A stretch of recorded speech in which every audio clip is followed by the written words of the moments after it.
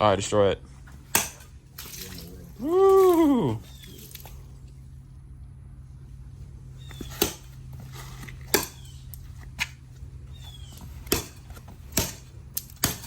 He is a hollow spot sorcerer, storyteller. Storyteller Willow. Say that 5 times fast. Hey, Will, why don't you stop messing up our plug removal tool? That the last one. God, that is terrible. Look at that. Will, step on that again. No, you can hear it. What's up, everybody? Eric here. Thanks for tuning in for another video. I hope you're all having a great day. We're out here at another renovation behind us, and this video is going to be all about hollow spots, what they are, what they sound like, and how they can be detrimental to your pool surface. So let's stay tuned and we'll show you all about them. Thank you for tuning in with Chlorine King. Make sure you hit that subscribe button and the bell icon so you don't miss anything. If you need any help with your business, then join my Patreon, links below, where you will improve your business and get exclusive discounts with my partners in the industry. Check out the sponsors for this video. Skimmer will revolutionize the efficiency of your business and communication for your clients all in one modern and easy to use app.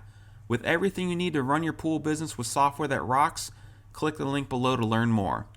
Riptide Pool Vacuum Systems will allow you to service more pools per day and feel more refreshed at the end of it. With the blow-off proof bags, the most powerful vac head, awesome transport rack, and so much more, check out the link below. Now, let's get to the video. All right, so we got Storyteller Will here. He's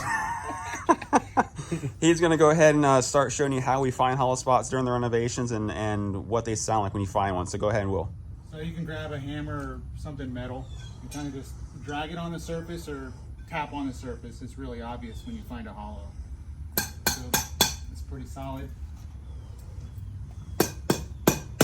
That's hollow. That's very hollow. Now go back to the solid one. So here the difference, that's a much more solid. There's definitely a void under this right here. All right, so now Will's going to show some hollow spots on the walls as well. Oof, look at that. That is a leaker.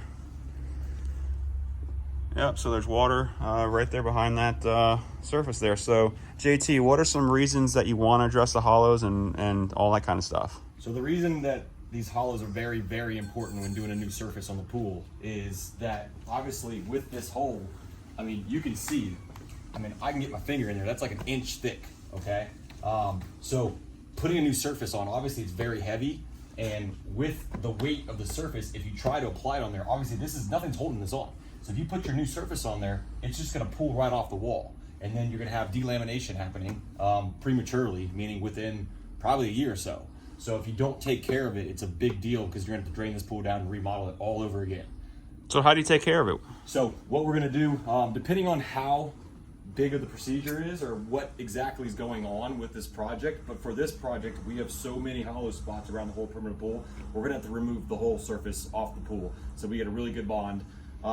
But if it's something that there's only like a couple of them, because you can't really, there's always gonna be some hollow spots, but you know, at a certain percentage, you really want to make sure that you remove it all.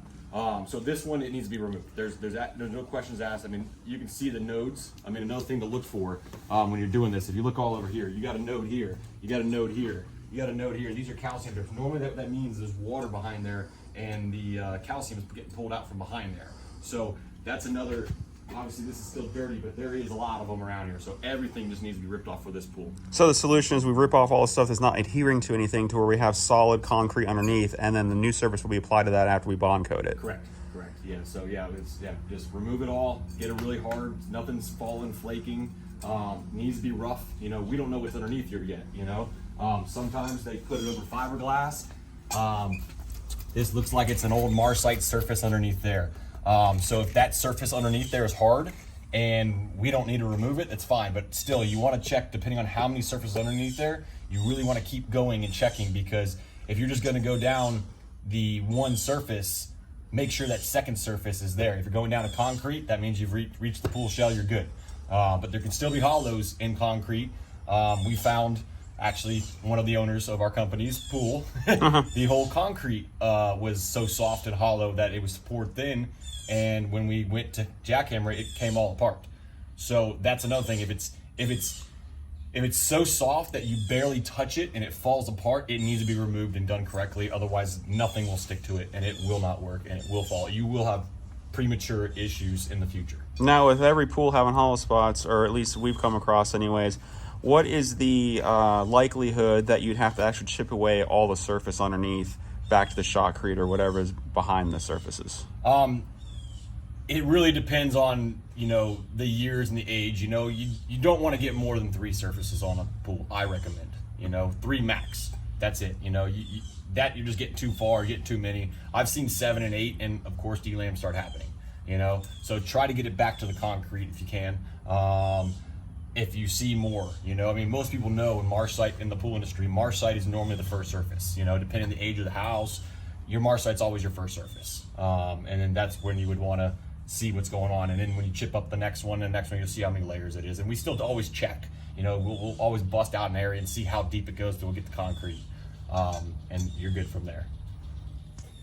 So I hope you guys learned a little bit about hollow spots. Stay tuned for more videos, like and subscribe, and we'll see you next video. Have a great day.